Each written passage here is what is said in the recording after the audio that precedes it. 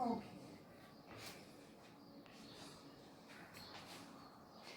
Evening बच्चों, हमारी class में आप सभी का स्वागत है।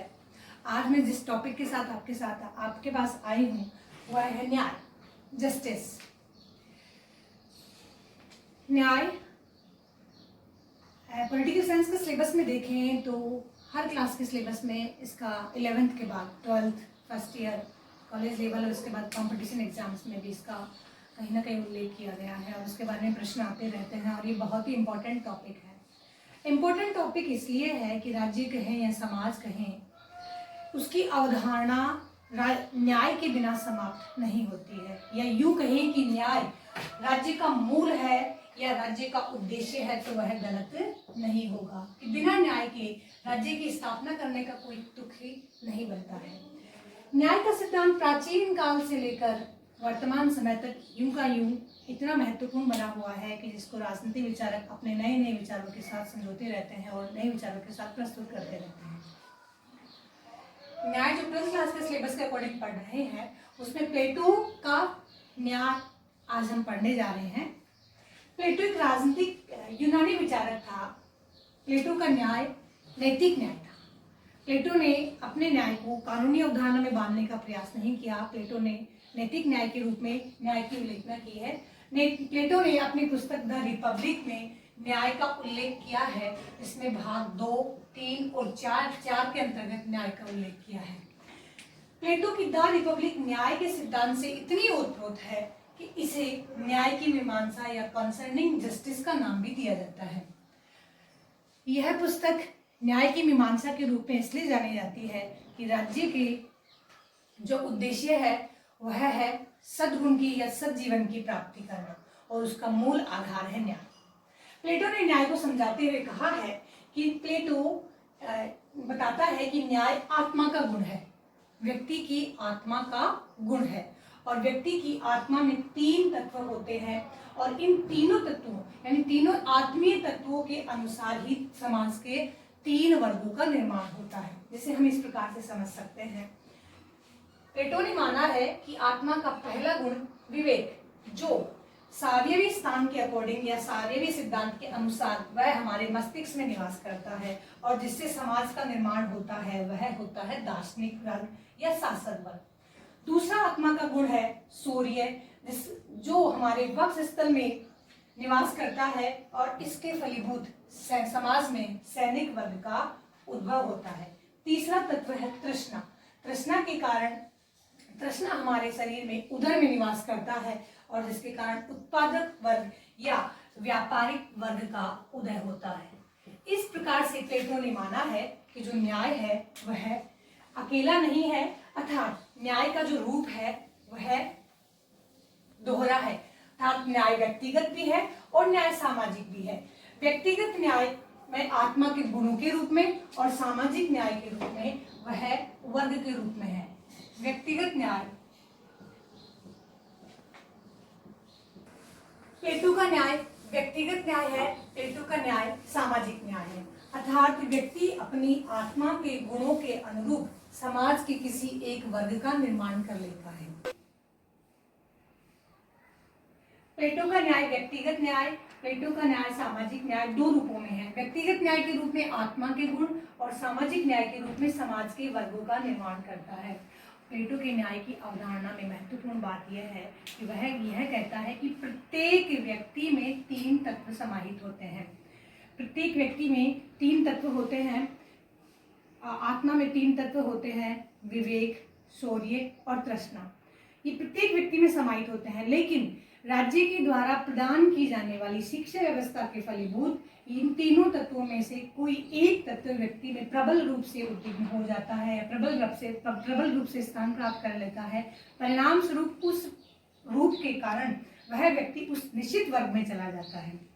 माना उदाहरण स्वरूप कि किसी एक व्यक्ति में शौर्य भी है, साहस भी है और विवेक भी है, लेकिन उसका आंतरिक गुण है शौर्य, तो वह उस शिक्षा के अनुरूप, प्लेटो के राज्य में दी जाने वाली शिक्षा के अनुरूप वह उसका शौर्य गुण प्रबल होता जाएगा और वह सैनिक वर्ग का भागीदार हो जाएगा।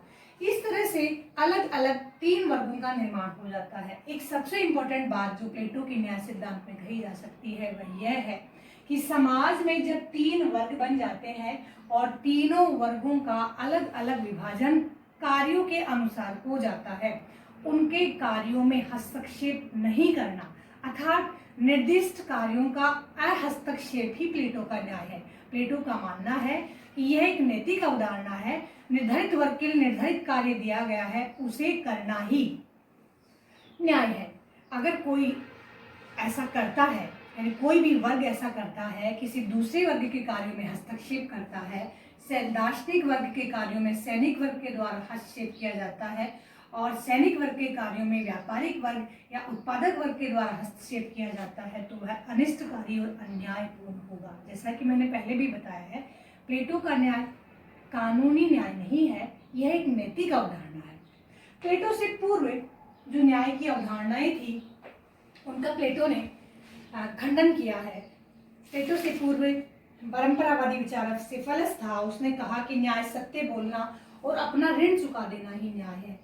इसी प्रकार से क्रांतिकारी विचारकों में थ्रेसिमेकस ने कहा कि शक्तिशाली का हित ही न्याय है। प्लेटो के खुद के बंधु ग्लाकन ने कहा है कि न्याय भय की संतान है। प्लेटो ने अपने जो भी विचार कहे हैं वे द्वंद्वात्मक शैली में कहे हैं और न स्वयं कहकर सुकरात के मुंह से कहलवाया है। और अंततोगत्वा प्लेटो ने यह कहा कि न्याय एक ऐसी अवधारणा है जो समाज में सद्गुण की आधारशिला है और बिना न्याय की सद्गुण की प्राप्ति नहीं हो सकती। इस तरह से कहा जा सकता है कि प्लेटो की न्यायिक अवधारणा है वह भारतीय विचारों की समीचीन है।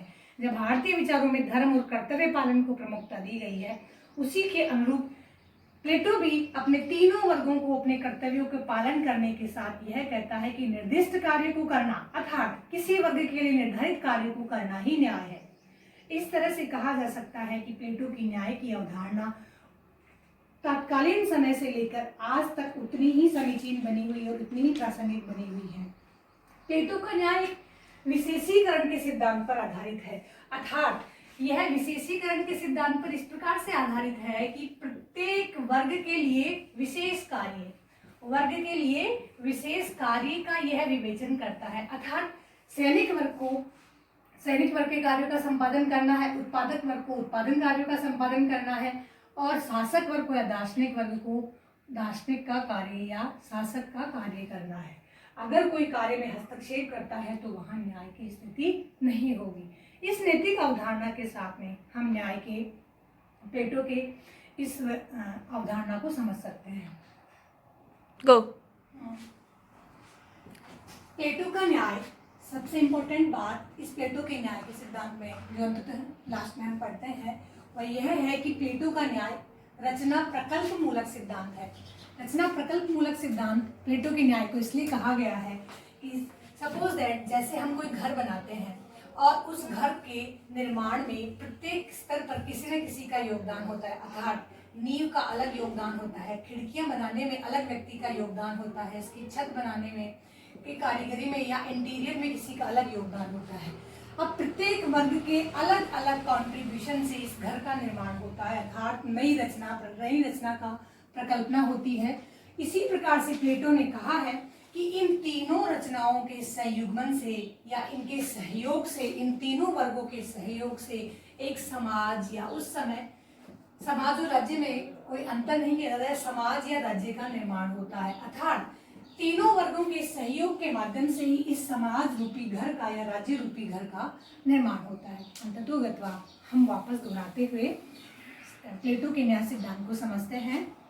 प्लेटो का न्याय आत्मा के गुणों पर आधारित है।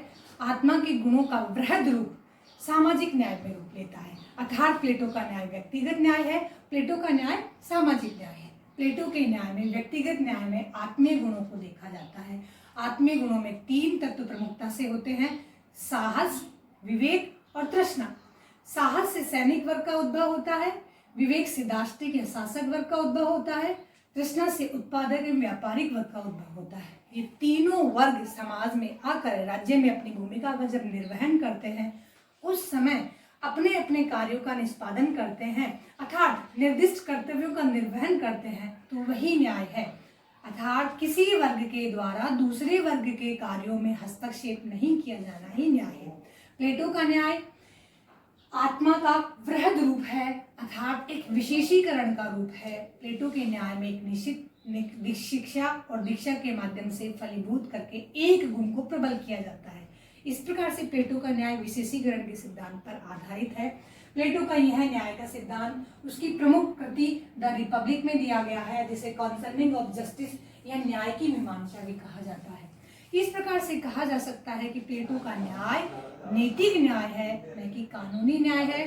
प्लेटो का न्याय बहुत ही सुलझा सुथरा और साफ सुथरा न्याय है। इस अवधारणा में बहुत साफ सुंदर शब्दों में कहा गया है कि अपने निर्धारित कर्तव्यों का निर्वहन करना ही न्याय है। धन्यवाद।